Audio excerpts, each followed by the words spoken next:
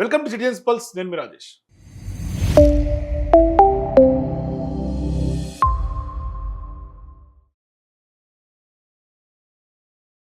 So Revanth Reddy గారు London నుంచి వచ్చిన తర్వాత ఆయన మీడియా ముఖంగా చేసినటువంటి స్టేట్మెంట్ తర్వాత ఒక బిగ్ డిస్కషన్ జరుగుతుంది. అంటే మేము నిజంగానే ఇవాళ అమెరికాకు వెళ్తుంటే అడ్డుకుంటున్నారు. నరేంద్ర మోదీ పాకిస్తాన్కే స్వయంగా వెళ్ళి వచ్చిండు కదా, మరి ఆయన్ని ఎవరు అడ్డుకున్నారు? ఇవాళ మేము అధికారికంగా అక్కడ ఉన్నటువంటి యూనివర్సిటీలు మమ్మల్ని పిలిస్తే మేము పోతుంటే మీరు ఎట్లా అడ్డుకుంటారు? నేను హార్వర్డ్ యూనివర్సిటీలో చదువుకొని వచ్చిన, గతంలో వెళ్ళి నేను చదివిన, మరి ఇప్పుడు వెళ్ళి వాళ్ళతో పార్ట్నర్షిప్స్ కోసం ఇక్కడ ఉన్నటువంటి విద్యార్థుల భవితవ్యం కోసం నేను వెళ్తా ఉంటే మీరు గుజరాత్లో లాగా ఎక్కడ తెలంగాణ వెలిగిపోతుందో అని మీకు భయంతో నన్ను అడ్డుకుంటున్నారు, రాజకీయం చేస్తున్నారు. అంటే ఇంత క్లియర్గా షెడ్యూల్ ఇచ్చినా కూడా ఎందుకు నరేంద్ర మోదీ గారు అడ్డుకుంటున్నారు అని నిన్న విస్తృతమైనటువంటి రేంజ్లో రేవంత్ రెడ్డి గారు ఎగిరిండు. కానీ గతంలో రేవంత్ రెడ్డి గారు ఏమన్నారు ఒకసారి ఆలోచన చేసుకోవాల్సినటువంటి అవసరం ఉంది. గతంలో రేవంత్ రెడ్డి గారు బడే బాయ్ అన్నాడు. తర్వాత అసెంబ్లీ సాక్షిగా మాట్లాడినటువంటి మాటలు కూడా ఇప్పుడు వైరల్ అవుతా ఉన్నాయి. ఎందుకు అంటే ఆనాడు రేవంత్ రెడ్డి గారు సఖ్యతగా ఉన్నారు, మంత్రులతో, కేంద్ర మంత్రులతో సఖ్యతగా ఉండాలని చెప్పారు, మేము అట్లా ఉంటామని చెప్పారు. మరి ఇవాళ ఇప్పుడేమో గుజరాత్ కుట్రలు గుర్తుకొచ్చినట్టుగా మాట్లాడుతూ ఉన్నారు. ఎప్పుడైతే మెట్రోకి సంబంధించి కొన్ని అంశాల్లో రేవంత్ రెడ్డి గారికి కళ్ళెం వేస్తూ ఉంది ఎవరు? బీజేపీ పార్టీ జాతీయ స్థాయిలో. అందుకని ఇవాళ కుట్రలు అని కొత్త రాగం అందుకున్నాడు. మరి ఇదే రేవంత్ రెడ్డి గారు ఢిల్లీలో అనేక సందర్భాల్లో నరేంద్ర మోదీ గారిని కలిసిరు, కేంద్ర మంత్రులను కలుస్తూనే ఉన్నారు కదా. ఎప్పుడు ఢిల్లీకి మీ పర్సనల్ విజిట్స్కి వెళ్ళినా కూడా మీరు చెప్పే మాట ఏంటి? మేము కేంద్ర మంత్రులను కలుస్తున్నాం, నరేంద్ర మోదీ గారిని కలుస్తున్నాం, మేము అద్భుతాలు సృష్టిస్తున్నాం, మాకు ఒక పెద్ద దిక్కులాగా రాష్ట్రానికి ఆయన అన్నారు. ఆయన వచ్చినప్పుడేమో మీరు రండి మా పార్టీలకి కలిసి పనిచేద్దాం, సాత్మ్యం మిలావని ఆయన అన్నాడు. సరే, ఇంత గొప్పగా అలాయ్ బలాయ్ లాగా ఉన్నటువంటి రేవంత్ రెడ్డి గారు, నరేంద్ర మోదీ గారు ఒక్కసారిగా ఎందుకు చెడింది? దీని మధ్యలో ఇప్పుడు నేషనల్ సెక్యూరిటీ అంశం ఎందుకు తెర మీదకి వచ్చింది? ఇవాళ ఎవరైతే మమ్దానీ ఉన్నారో న్యూయార్క్ సంబంధించినటువంటి అక్కడ మేయరు, ఆయనకు సంబంధించి రేవంత్ రెడ్డి గారు కూడా కలిస్తే తప్పేంది అంటున్నారు. ఇవాళ ఇంకోటి ఏమంటాడు? డిక్టేటర్షిప్గా ఇవాళ నియంతృత్వ పాలన సాగుతోంది దేశంలో నరేంద్ర మోదీ గారు వచ్చిన తర్వాత. 2014 నుంచి డిక్లైనింగ్ అయిపోయింది రాష్ట్రంలో, దేశంలో ప్రజాస్వామ్యం అని ఆయన చెప్తా ఉన్నాడు. ఒకసారి నిజంగా ముఖ్యమంత్రి వ్యాఖ్యలపై ఒకసారి ఆయన మాట్లాడిన వ్యాఖ్యలు వినండి. ఎప్పుడైతే రిపోర్టర్లు మమ్దానీ గురించి క్వశ్చన్ చేస్తారో ఆయన మాట్లాడినటువంటి వ్యాఖ్యలు వినండి. ఎవరు చెప్పిందండి? ఇక్కడ ప్రోగ్రామ్ క్లియర్ గా ఉంది. ఏ కార్యక్రమైనా భారత రాయబార కార్యాలయమే ఏర్పాటు చేస్తుంది. Mamdani also elected mayor for New York. He is not unsocial element. చూడండి, ఫస్ట్ ఏమో ఎవరు చెప్పిండ్రండి, మేము క్లియర్గా ఇచ్చాం కదా షెడ్యూల్ అని అంటాడు. మళ్ళీ ఏమంటాడు? ఆయన కూడా ఎలక్టెడ్ రిప్రజెంటేటివ్, పబ్లిక్ రిప్రజెంటేటివ్ కదా, మరి ఆయన ఏమి యాంటీ సోషల్ ఎలిమెంట్ కాదే అంటాడు. అంటే ఎట్లా అర్థం చేసుకోవాలి? వెంటనే ఆయన మాటల్లోనే చూడండి. ఇప్పుడు ఎవరు చెప్పిండ్రండి కలుస్తున్నారు అని అన్నప్పుడు కలవాడు అనే మాటకి ఆయన స్టికాన్ కావాలి కదా. మళ్ళీ ఆయన మమ్దానీ గురించి సపోర్ట్గా చేయాల్సినటువంటి వ్యాఖ్యలు ఎందుకు వచ్చింది? ఇక అట్లాగే చూడండి, ఇంకా ఇంకా చాలా మాట్లాడతారు ఆయన.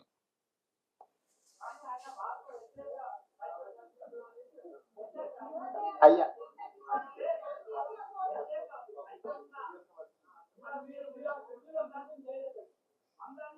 ఇప్పుడు అంటే బుర్ర లేకుండా మాట్లాడే వాళ్ళ మాటలు. ఒక మేయర్ అపాయింట్మెంట్ లేకపోతే ఒక vice president of America appointment official గా ఫిక్స్ కాకపోతే ఏ ప్రోగ్రాము జరగదు. ఆయన వాళ్ళు మన గల్లీలో ఉన్న కౌన్సిలరా పోత ఇంతకు పోయి కూర్చొని ఏం సంగతి ఏం చేస్తున్నావు అని మాట్లాడనికే? అసలు కొంచెమైనా విజ్డమ్ అప్లై చేయాలి వీళ్ళు మాట్లాడేటప్పుడు. As a chief minister wherever అయిపో, Bharat High Commission has to organize all the sort of program. They have to sort out every program in every manner, including security, all other reasons. ఆ manners బుర్ర ఉంది కాబట్టి, wisdom ఉంది కాబట్టి కేంద్ర ప్రభుత్వం ఇలా అడ్డుకున్నారు. లేదు అంటే జేడీ వాన్స్ని కలవటం, లేకుంటే మమ్దానీని కలవటం, ట్రంప్ కొడుకుని కలవటం, ఇవన్నీ కూడా ఉన్నాయని ప్రచారం జరుగుతోంది. మినిస్ట్రీ ఆఫ్ ఎక్స్టర్నల్ అఫైర్స్ సంబంధించినటువంటి ప్రతినిధులు కొంతమంది జాతీయ స్థాయి మీడియా రాస్తున్నాయి వార్తలు. ఇవాళ దీని వెనకాల రియల్ ఎస్టేట్ వ్యవహారం కూడా ఉంది. తెలంగాణలో రియల్ ఎస్టేట్ పెట్టుబడులు పెట్టించేందుకు, వాళ్ళని తీసుకొచ్చేందుకు భారీ స్థాయిలో కుట్రపూరితంగా వాళ్లకు రియల్ వ్యాపారం జరిగేందుకే వాళ్ళని కలిసేందుకు రేవంత్ రెడ్డి గారు వెళ్ళారని ఒక ప్రచారం జరుగుతోంది. అందులో వాస్తవం ఏంటంటే తెలియాల్సినటువంటి అవసరం ఉంది. మరి ఇవాళ ఇంత స్థాయిలో విజ్డమ్ గురించి నరేంద్ర మోదీ గారి గురించి మాట్లాడుతున్నారు. पाकिस्तान अपना दोस्त है, जब वो प्रधानमंत्री अपना दोस्त था, आप जा सकते हैं पाकिस्तान, पाकिस्तान प्राइम मिनिस्टर को आप गले मिला सकता है, बिरयानी खा लेके वापस आ सकता है Modi ji. Official tour Telangana CM cannot travel, cannot. ఎందుకు ఇంతగానో ఒక్కసారిగా నరేంద్ర మోదీ గారి మీద విరుచుకుపడుతున్నట్టు రేవంత్ రెడ్డి గారు? ఫస్ట్ ఏమో మమదాని గురించి మాట్లాడంగానే ఒక ఆన్సర్, తర్వాత మమదాని గురించి యాంటీ సోషల్ ఎలిమెంట్ కాదంటారు. ఇప్పుడేమంటాడు, నరేంద్ర మోదీ గారే పాకిస్తాన్కి వెళ్ళి వస్తే అక్కడ బిర్యానీ తిని వస్తే ఆయన రాంగాలేదు, తెలంగాణ చీఫ్ మినిస్టర్ పోతే తప్పేంది అంటాడు. ఇంకా గొప్ప విషయం, తెలంగాణ ముఖ్యమంత్రి జరిగినటువంటి అవమానం ఎంటైర్ తెలంగాణకు జరిగినటువంటి అవమానంగా దీన్ని అందరూ కూడా క్యారీ ఫార్వర్డ్ చేయండి, మీరు మొత్తం ప్రజల్లోకి ఈ యొక్క మెసేజ్ని తీసుకెళ్ళండి అని. అంటే ఇక్కడ మళ్ళీ ఏంటి, బీజేపీ మీద బురద జల్లే ఒక రాజకీయ కుట్ర జరుగుతుంది. Meet anyone? How come you are dictating terms? That is what she has told. That democracy is declining in India. I am endorsing that statement. My opinion is one and the same. Because of Narendra Modi from 2014, the democracy is declining in India. It is a dictatorial decision. It is dictatorial decision. మరి నిజంగా వాస్తవానికి ఇవాళ దేశంలో ప్రజాస్వామ్యం ఏదైతే శిథిలావస్థకు వచ్చింది, కునారిల్లుతోంది, మొత్తం దిగజారిపోతుంది అని ఆర్టికల్స్ రాసినటువంటి వాళ్ళని మీరు ఎందుకు కలిసిర్రు అంటే, నేను కూడా అదే స్టేట్మెంట్కే కట్టుబడి ఉన్నా, I'm confining for that statement. And also ఏమంటాడు ఆయన, డిక్టటోరియల్ నిర్ణయం అంటాడు. మరి రేవంత్ రెడ్డి గారి గురించి ఒకటి అడగాలనుకుంటారు. ఇప్పుడు అలా దేశంలో జాతీయ స్థాయిలో డిక్టోరియల్ గురించి మాట్లాడుతున్నారు, నరేంద్ర మోదీ గారిని డిక్టేటర్షిప్ అంటున్నటువంటి రేవంత్ రెడ్డి గారు, ఇలా రాష్ట్రంలో పాలన మీ డిక్టేటర్షిప్లో ఏం నడుస్తోంది? మీరు డిక్టేటర్షిప్ నడపలేదా రాష్ట్రంలో? ఇవాళ ఖమ్మం వెలుగుమట్లకు సంబంధించి అయినా మీరే చెప్పుకున్నారు కదా, హిట్లర్తో పోల్చుకున్నారు కదా మీ యొక్క ఐడియాలజీని. హిట్లర్ ఐడియాలజీతో నేను మొత్తం గాజాలాగా చేసేసిన అని చెప్పారు కదా. మరి మీకు మీరే నియంతగా ప్రకటించుకున్నటువంటి మీరే ఇవాళ నరేంద్ర మోదీ గారిని అంత స్థాయిలో డిక్టేటర్ అంటూ ఉంటే, మరి మిమ్మల్ని మీరేమనుకున్నారు? మీరు కూడా చెప్పుకోరు కదా డిక్టేటర్ అని. ఇవాళ రాష్ట్రంలో నిజంగా ప్రజాస్వామ్యం అనేది ఉందా, లేకుంటే ప్రజాస్వామ్యాన్ని నిజంగా ఇవాళ మీరు డిక్టేటర్షిప్గా నడిపిస్తున్నారు అనేది ఒకసారి మీకు మీరు సెల్ఫ్ రిలేషన్ చేసుకోవాలా. ఇవాళ డిక్టేటర్షిప్ గురించి మాట్లాడుతున్నారు, ఇవాళ రాష్ట్రంలో ఉన్నటువంటి నిర్ణయాలు ఒకసారి చూపించండి. ఇప్పుడు డిక్టేటర్ అంటే నిజంగా నిన్నటి ప్రెస్ మీట్లోనే డిక్టేటర్షిప్ ఏందో అర్థమైంది, చూపిస్తా చూడండి. ఈ సందర్భంగా నిన్న ప్రెస్ మీట్ జరుగుతుంటే చూడండి, వ్యక్తిగతంగా ఆరోపణలు చేసే విధంగా ఈరోజు భారతీయ జనతా పార్టీ నాయకులు మాట్లాడడం జరిగింది. భారతీయ జనతా పార్టీ నాయకుల గురించి నేను మాట్లాడదలుచుకోలేదు. ఎందుకు అంటే వాళ్ళకి ఆ స్థాయి లేదు. చూడండి, అక్కడి నుంచి మంత్రులు, సీనియర్ మంత్రులు ఇద్దరు, ఉత్తమ్ కుమార్ రెడ్డి గారు అట్లాగే బట్టి విక్రమార్క గారు వస్తే జరగండి అని చెప్పి సైగా చేసి పక్కనున్న పొంగులెట్టి గారిని ఏమో అటు జరిపించిండు, తుమ్మల గారిని అటు జరిపించిండు, ఇక్కడ ఉన్నటువంటి సీతక్క గారిని అటువైపు పంపించిండు, ఉత్తమ్ గారిని ఈడ కూర్చోబెట్టుకుంటూ ఇటేమో బట్టి విక్రమార్క గారిని కూర్చోబెట్టుకుండు. సరే కూర్చోబెట్టుకోవద్దు తప్పలేదు, ఇద్దరు సీనియర్ మంత్రులు, వాళ్ళకి ఆ ర్యాపో ఉండొచ్చు, పక్కన కూర్చోబెట్టుకోవచ్చు. కానీ ఇక్కడ దీంట్లో అర్థం చేసుకోవాల్సినటువంటి విషయం ఏంటంటే, మిగతా మంత్రులకు మీరు ఇచ్చే గౌరవం ఇదేనా?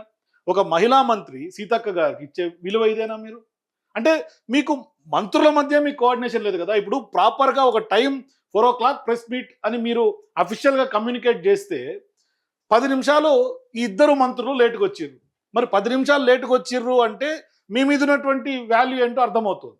అంటే మీ యొక్క మంత్రులు మీకు ఇచ్చే విలువ ఏంది అని అర్థమవుతుంది. అంటే ఎంత పంక్చువల్గా ఉన్నారు అని, కోఆర్డినేషన్ ఎట్లా ఉంది అని. ఇంకొక గొప్ప విషయం ఏంటంటే, ఇవాళ వాళ్ళు వస్తున్నారు అని తెలుసు కదా, మీకు తెలిసినప్పుడు మీరు ఒక 10 నిమిషాలు మీ ప్రెస్ మీట్ని ఆపుకొని అందరు వచ్చిన తర్వాత ఒకసారి ఎవరెవరికి చెప్పినాం, ఎవరెవరు వచ్చిండ్రో ఒకసారి క్రాస్ చెక్ చేసుకొని పోవటంలో తప్పులేదే. మరి ఇవాళ వాళ్ళు వస్తారని తెలిసి కూడా మీరు ప్రెస్ మీట్ పెట్టిరండి. డిక్టేటర్షిప్ ఎవరిది నడుస్తూ ఉంది అంటే, ఎవరు ఏకపక్ష నిర్ణయాలతోటి మీరు నడుపుతా ఉన్నారు ప్రభుత్వాన్ని? ఇవాళ ఏ శాఖలో ఉన్నటువంటి మంత్రులైనా స్వేచ్ఛగా వాళ్ళు శాఖని వాళ్ళు నిర్వర్తించే పరిస్థితి ఉందా? ఇవాళ కొండా సురేఖ గారికి సంబంధించినటువంటి వ్యవహారాల్లో ఆమెకు తెలియకుండా అన్నీ జరిగిపోతాయి కదా ఆమె శాఖలో. మరి ఇంకెక్కడ మీరు ప్రజాస్వామ్యం ఉంది? ఆ శాఖ మీద వాళ్ళకి పట్టేముంది, స్వేచ్ఛ ఏముంది? ఇవాళ మీరు డిక్టేటర్షిప్ గురించి, నరేంద్ర మోదీ గారి డిక్టేటర్షిప్ గురించి మాట్లాడుతారు. చూడండి, మొన్న అంటే అంతకుముందు ఢిల్లీ పోయిన కలిసిన నరేంద్ర మోడీ గారిని దేశ ప్రధానమంత్రి, ఈ దేశ ప్రధానమంత్రిని గౌరవించే సంస్కృతి నాకున్నది, మీకు లేకపోవచ్చు.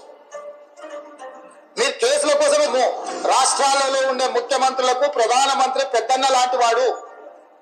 ప్రధానమంత్రి తీసుకునే నిర్ణయాలు, కేంద్ర మంత్రివర్గం తీసుకునే నిర్ణయాలకు రాష్ట్రాల అభివృద్ధి కోసం ఉపయోగపడుతుంది. ఇందులో రాజకీయం ఏముంది అధ్యక్ష? రాజకీయాలు వచ్చినప్పుడు ఆయన పర్పస్. ఈరోజు తెలంగాణ రాష్ట్ర ముఖ్యమంత్రి పర్యటనను తిరస్కరించడం అంటే తెలంగాణ యొక్క అభివృద్ధిని అడ్డుకోవడమే. ఇది తెలంగాణకు జరిగిన అవమానము. వ్యక్తిగా నేను 25 సార్లు పోయిండొచ్చు అమెరికా, మళ్ళీ వ్యక్తిగా ఇంకో 25 సార్లు పోవచ్చు. కానీ ముఖ్యమంత్రి హోదా, ముఖ్యమంత్రి బాధ్యత, రాష్ట్రం యొక్క అభివృద్ధి కోసం చేసే పర్యటనను కేంద్ర ప్రభుత్వం అడ్డుకోవడం చూస్తుంటే స్పష్టమైన వివక్షను ప్రదర్శిస్తున్నది కేంద్ర ప్రభుత్వం తెలంగాణ పట్ల. సో ఇప్పుడు ఎవరు రాజకీయం చేస్తున్నారు? గతంలో నరేంద్ర మోదీ గారిని మార్చి 15, 2025లో రేవంత్ రెడ్డి గారు ఏమన్నారు? ఇప్పుడు ఒక సంవత్సరంకే ఎందుకు అంత స్థాయిలో ఉల్టా అయిపోతున్నాడు? ఎందుకు మరలబడుతుండ్రు రేవంత్ రెడ్డి గారు? ఇలా ఏకంగా నరేంద్ర మోదీ గారిని డిక్టేటర్ అంటున్నారు. ఇక్కడ మీరు ఇంకొక గొప్ప విషయం చూపిస్తుంది చూడండి మీకు. సో ఇవాళ దేశంలో నిజంగా డెమోక్రసీ మొత్తం ఇట్లా డిక్లైన్ అయిపోతుంది, ఆ స్టేట్మెంట్స్కి నేను కన్ఫైన్ అయినా అని చెప్తున్నటువంటి రేవంత్ రెడ్డి గారికి ఇవాళ రాష్ట్రంలో ఏం జరుగుతూ ఉంది? ఇది అడిగితే మాత్రం ఆయనకు ఎక్కడ లేని బాధ కలుగుతుంది. డిక్టేటర్ అని ఆయనకాయనే గతంలో హిట్లర్ అని ఎట్లా చెప్పుకున్నాడు. సో ఇప్పుడు నిన్నటికి నిన్న ఆయన అంత గొప్పగా నరేంద్ర మోదీ గారి గురించి మాట్లాడి అంత గొప్పగా డిక్టేటర్ అని తిరగబడిన తర్వాత సొంత రాష్ట్రంలో రేవంత్ రెడ్డి గారి రాష్ట్రంలో కాంగ్రెస్ పార్టీ ప్రభుత్వం ప్రజాస్వామ్యం గురించి దేశమంతా గొప్పలు చెప్తోంది. ఇక్కడ చేస్తున్న తీరేంటి? ఇక్కడ క్లియర్గా చూడండి. Your content is unavailable in India, why this happened అని ఒకసారి వాళ్ళు అఫిషియల్గా పెట్టినటువంటి పోస్ట్లో చూస్తే we have taken this action based on a local legal requirement or request from a government. అంటే మీ ప్రభుత్వం మీరు దీన్ని ఆపమని చెప్తోంది, వాళ్ళు ప్రెజర్ చేస్తారు లీగల్గా, అందుకనే మీ కంటెంట్ ఇండియాలో కనపడదు అని తెలుగు స్క్రైబ్కి సంబంధించినటువంటి పోస్టు నిన్న పెట్టారు వాళ్ళు ట్విట్టర్లో. ఇప్పుడు సీన్ కట్ చేస్తే తెలుగు స్క్రైబ్లో సహజంగా ఎవరు వాళ్ళ అభిప్రాయాలు చెప్పరు, సహజంగా ప్రజా అభిప్రాయాలు దాంట్లో పెడుతూ ఉంటారు. జరుగుతున్నటువంటి పొలిటికల్ రియాక్షన్స్, జరుగుతున్నటువంటి పబ్లిక్ రియాక్షన్స్ దాంట్లో వస్తూ ఉంటాయి. మరి మీరు ప్రతిపక్షం సంబంధించినటువంటి గొంతులు నొక్కే ఒక కార్యాచరణలో మీరు అడుగులు ముందుకు పడుతూ ఉంటే నిజంగా మరి నరేంద్ర మోదీ గారి డిక్టేటర్షిప్ గురించి మీరెందుకు మాట్లాడుతున్నారు? మీ రాష్ట్రంలో ఏం జరుగుతుందో కూడా మీరు చూడాల్సినటువంటి అవసరం లేదా?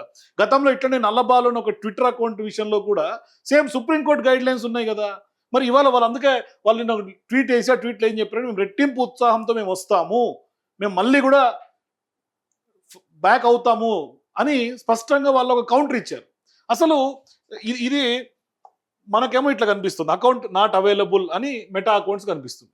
మరి మీరు నరేంద్ర మోదీ గారి గురించి అంత స్థాయిలో మీరు డిక్టేటర్షిప్ అని చెప్పినటువంటి డిక్టరేటోరియల్ నిర్ణయం అని చెప్పిన తర్వాత మీరు మీ డిక్టరేటోరియల్ నిర్ణయాలు ఏంటి? ఇవాళ గాజాలాగా అక్కడ వెలుగుమట్ట కూల్చేయటమా, హైడ్రా తీసుకొచ్చి పేదల ఇళ్ళ మీద కూల్చేయటమా, ఆర్ అదర్వైజ్ ఇవాళ పబ్లిక్ కంటెంట్ ప్రతిపక్షాలకు సంబంధించినటువంటి గొంతులు నొక్కే ఒక కార్యాచరణ మీరు చేస్తూ ఇవాళ మీరు డిక్టేటర్ అని? మరి రాహుల్ గాంధీ గారికి ఇవి కనపడాలి కదా. రాహుల్ గాంధీ గారు పెద్ద ఎత్తున డెమోక్రసీకి సంబంధించి అట్లాగే ఏదైతే పెద్ద ఎత్తున ఇవాళ ఆయన కాన్స్టిట్యూషన్ ఆఫ్ ఇండియా బుక్ పట్టుకొని దేశమంతా తిరుగుతున్నారు, విద్యార్థులకు సపోర్ట్ చేస్తున్నారు, యూత్కు సపోర్ట్ చేస్తున్నారు. ఇవాళ బీజేపీ పాలిత రాష్ట్రాల్లో ప్రజాస్వామ్యం కుప్పకూలిపోయింది, ప్రజాస్వామ్యం కూని చేస్తున్నారని మాట్లాడుతున్నటువంటి రాహుల్ గాంధీ గారు ఇలా ఇది కనపడతలేదా రాహుల్ గాంధీ గారికి? కానీ ఇండియాలో ఒక ప్రతిపక్ష పార్టీగా ప్రతిపక్ష గొంతుకలు కూడా మీరు నొక్కే కుట్ర చేస్తూ ఉంటే ఇక మీరు డిక్టేటర్ గురించి మాట్లాడతారు. మరి గతంలో మీరేమో బడాబాయ్ అంటే మీకు సహకరిస్తే బడాబాయ్, మీరు వాళ్ళతో పాటు చట్టపట్లు వేసుకుంటే మీకు కనపడవు అవన్నీ కూడా. ఇప్పుడు ఒక్కసారిగా ఎప్పుడైతే మీ యొక్క కుట్రలు భగ్నమైనయో ఇప్పుడు ఒక్కసారిగా వాళ్ళది డిక్టేటోరియల్ నిర్ణయం అయిపోతుంది, వాళ్ళేమో డిక్టేటర్లు అయిపోతారు, మీరేమో అతి మంచి వాళ్ళు అయిపోతారు. ఒకసారి రేవంత్ రెడ్డి గారు సెల్ఫ్ రియలైజ్ చేసుకోవాల్సినటువంటి అవసరం ఉంది. రాష్ట్రంలో ఏం జరుగుతుంది, దేశంలో ఏం జరుగుతుంది, మీరు మీ యొక్క రాజకీయ ప్రయాణం ఏ విధంగా సాగుతుంది? ఎందుకంటే ప్రజాభిప్రాయాలు చెప్తేనే మీరు ప్రజల గొంతుకను నొక్కేస్తే ఇక స్వేచ్ఛ ఎక్కడుంది, స్వాతంత్రం ఎక్కడుంది రాష్ట్రంలో? ఒకసారి మీరు కూడా నిజంగా ఏం జరుగుతుందో మీ కింద నా కామెంట్స్ చెప్పండి. For more videos please watch citizens pulse.